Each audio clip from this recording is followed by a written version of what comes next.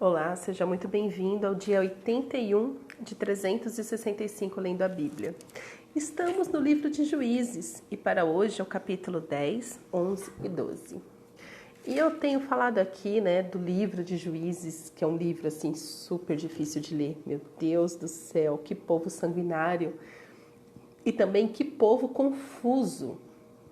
Povo confuso. Então assim, Deus suscitava juízes, mandava para libertar o povo, mas pensa no povo torto. E muitas vezes os juízes, que é o que a gente vai ler agora. O meu temor e o meu tremor de ler Juízes aqui com vocês era justamente chegar nessa pessoa aqui que a gente vai falar hoje, Jefité. Mas se essa história deu um nó na minha cabeça, talvez dê na sua também. E essa história me incomodou por muito tempo e eu fui atrás de tentar entender melhor esse ponto específico. Só tem duas. Quando eu li a Bíblia a primeira vez, de ponta a ponta, só teve duas coisas na Bíblia que eu fiquei assim: opa, peraí, o que está acontecendo aqui? Porque é muito fora do que Deus diz, é muito fora do caráter de Deus. Então eu fui buscar ajuda, que eu falei assim: calma, eu preciso entender esses dois pontos. Então eu fui ler Bíblias de estudo, conversei com um amigo meu que é pastor. E aí que o Senhor me trouxe a paz, porque aí veio o entendimento, falei assim, tá, então a Bíblia continua coerente, Deus continua coerente, porque tem uma característica do Senhor que eu amo, entre tantas que Ele tem, é que Deus é um Deus coerente. O mundo espiritual tem leis espirituais, e as leis espirituais, o mundo espiritual tem leis. Então, o mundo espiritual obedece essas leis. Essas leis são completamente coerentes. Então, aqui no capítulo 11, nós lemos sobre Jefité. Foi difícil a primeira vez que eu li. Eu fiquei um tanto abalada, como eu acabei de falar. Fui procurar ajuda para entender. Então, se eu buguei, você bugou. Se eu fiquei traumatizada, que você também fique. Mas se eu entendi, que você também entenda. Então, que o Senhor venha sobre você, te dê um entendimento, discernimento que você precisa para ler Então a gente tem que ler o livro de Juízes sabendo que é ali o período entre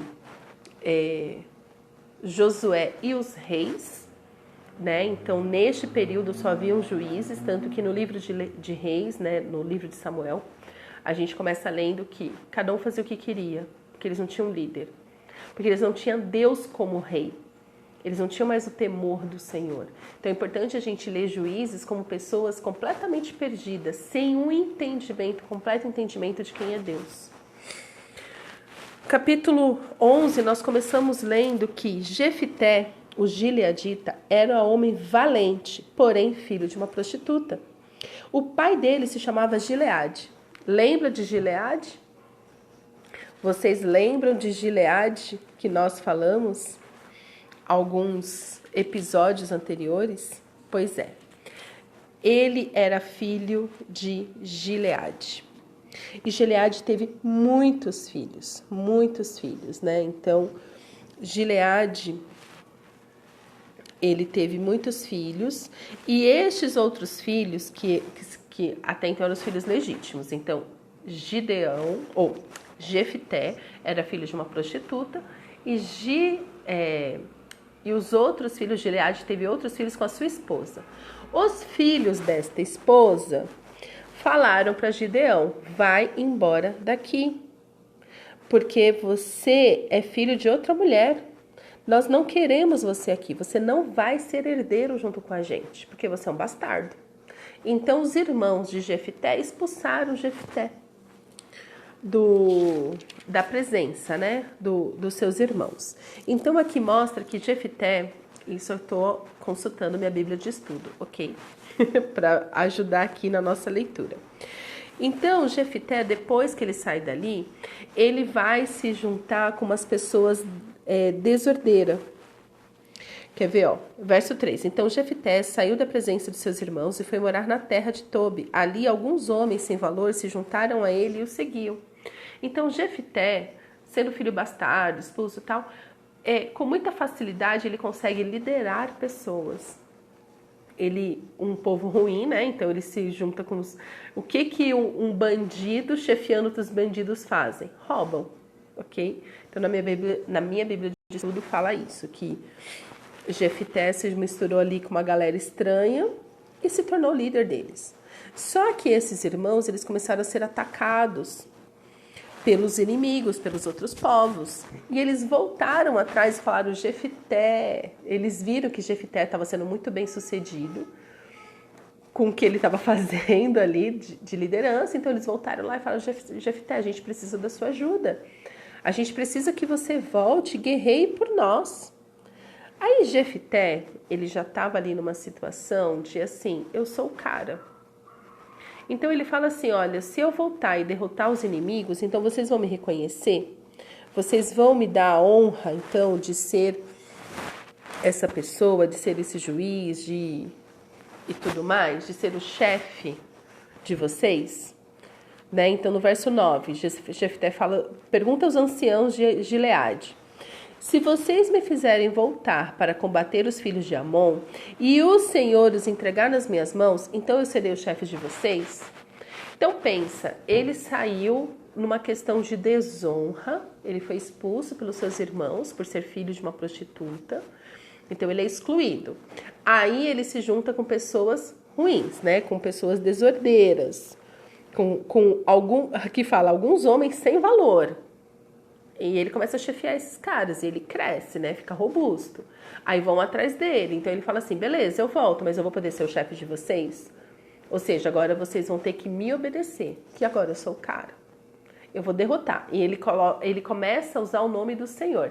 Então aqui a gente já começa a ver que, sabe bandido que fala assim, ora aí que eu tô querendo roubar um banco, ora por mim para tudo dar certo?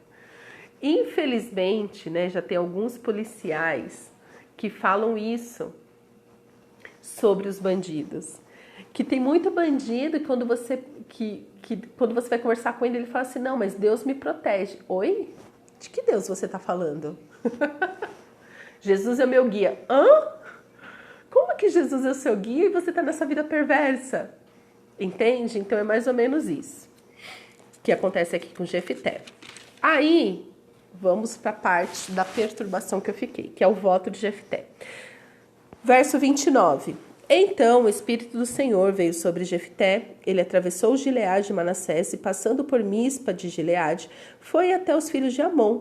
Jefté fez um voto ao Senhor dizendo, se de fato entregares os filhos de Amon nas minhas mãos, quem primeiro sair da porta da minha casa para se encontrar comigo, quando eu voltar vitorioso sobre os filhos de Amon, então esse será do Senhor, eu oferecerei em holocausto.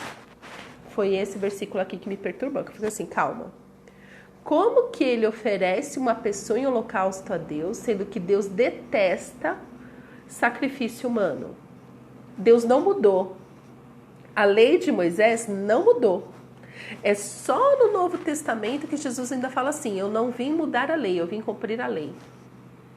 Para quem aí fica falando que o Antigo Testamento nada a ver, fica só com o Novo? Não. Jesus cita a lei de Moisés e ele fala, eu não vim para anular, eu vim para cumprir. Então a lei de Moisés não mudou. Deus continua detestando sacrifício humano.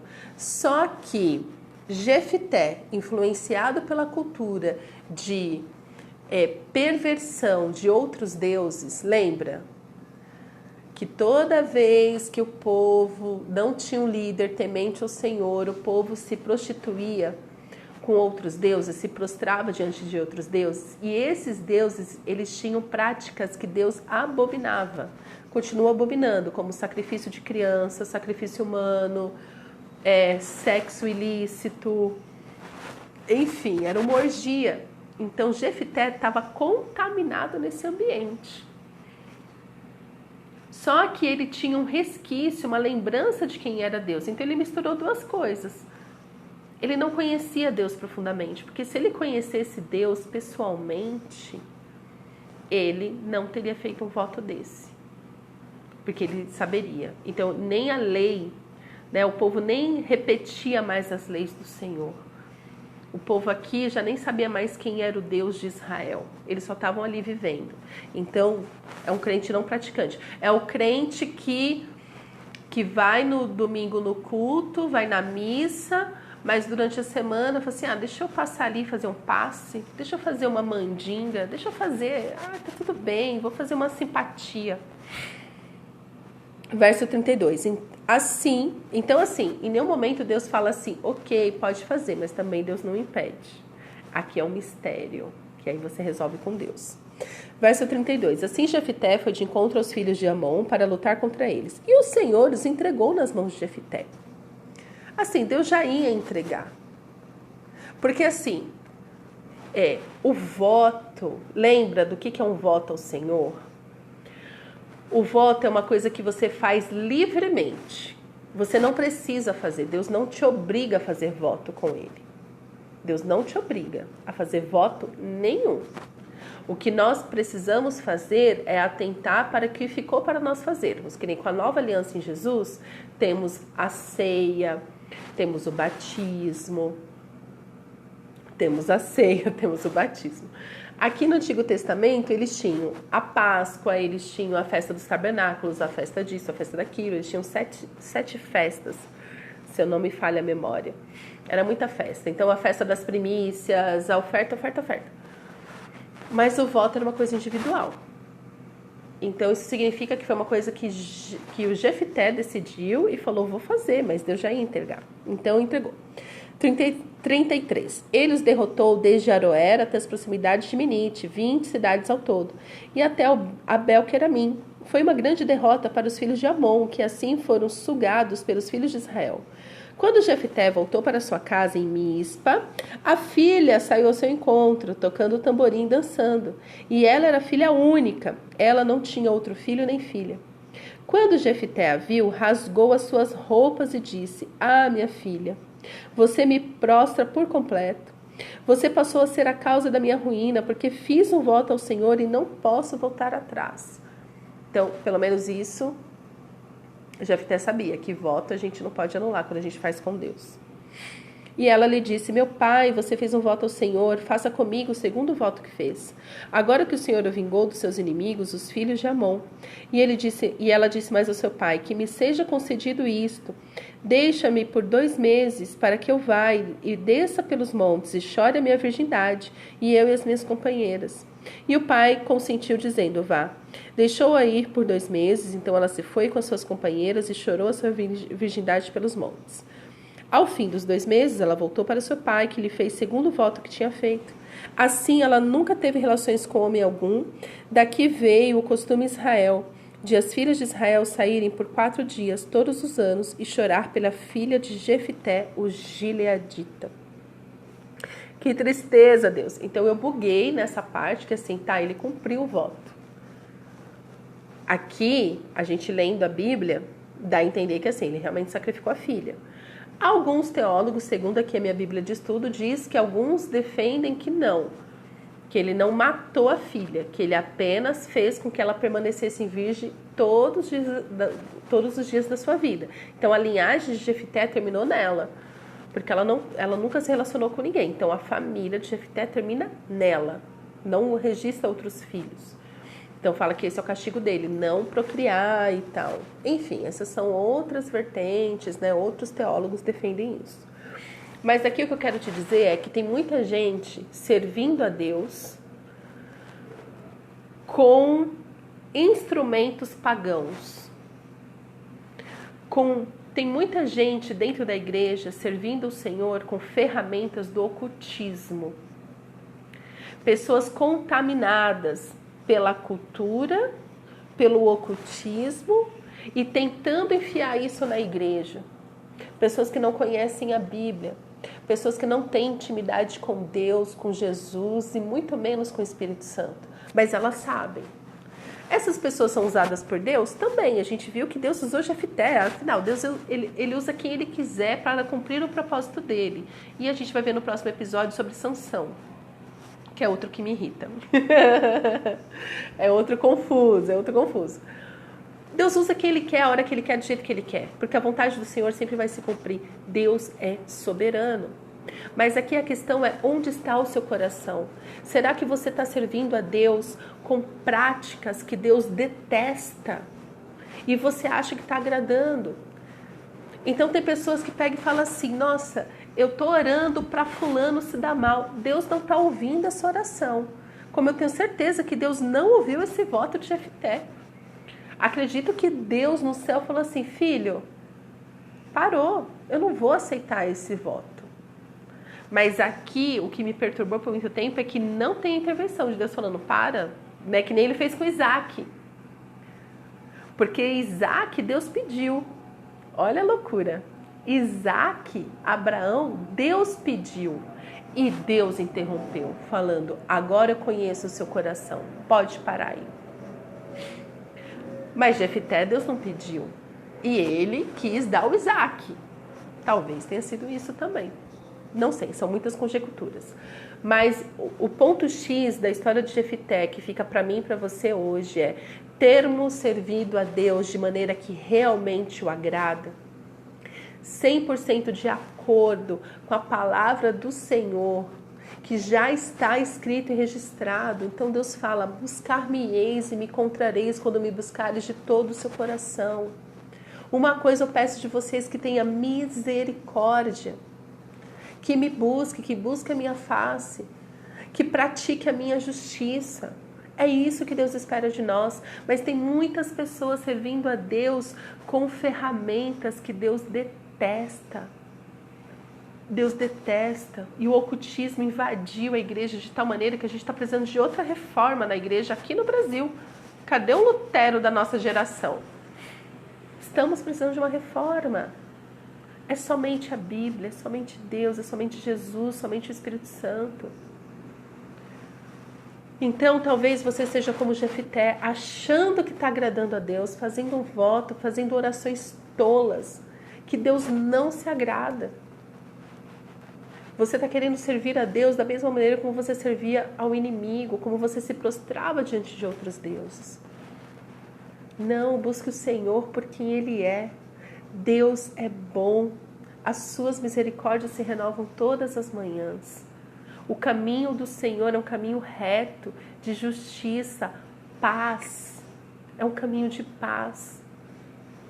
Ore buscando a vontade do Senhor. Leia a Bíblia para você saber a vontade do Senhor. E você não fazer um voto tolo como Jefté fez. Não seja um tolo. Para de querer servir a Deus com ferramentas que Deus detesta. Porque pode ser exatamente isso que está impedindo a abundância do Senhor entrar na sua vida, as bênçãos do Senhor ser derramadas na sua vida. Amém? Pai, eu quero te pedir perdão, Senhor, porque somos tão ingênuos quanto a tua vontade, quanto a tua lei. Ó Senhor, muda os nossos corações, que possamos, Senhor, te servir, te agradar, Senhor, com a nossa vida, com as nossas atitudes. Alinha o nosso coração ao teu. Que sejamos, ó Pai, filhos que manifestam a tua glória neste lugar. Que sejamos luz em meio às trevas. Nos impeça, Senhor, de fazer votos tolos. Nos ajuda, Senhor, a ter uma vida íntegra, de acordo com a tua palavra. Que sejamos cheios do Espírito Santo. É o que eu te peço, Paizinho, em nome de Jesus. Amém.